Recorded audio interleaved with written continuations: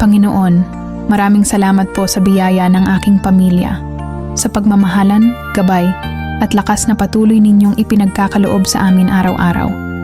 Kayo po ang aming sandigan sa bawat pagsubok at kagalakan.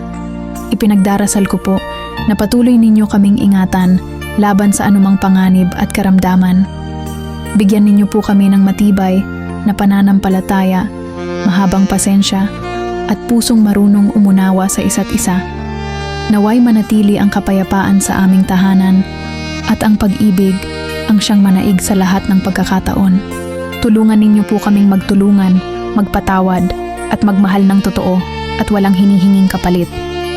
Sa gitna ng hirap at problema, paalalahanan ninyo kaming hindi kami nag-iisa sapagkat kayo ang aming gabay at liwanag.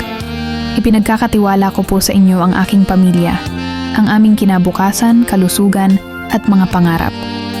Naway patuloy ninyo kaming pagpalain at patnubayan sa tamang landas. Amen.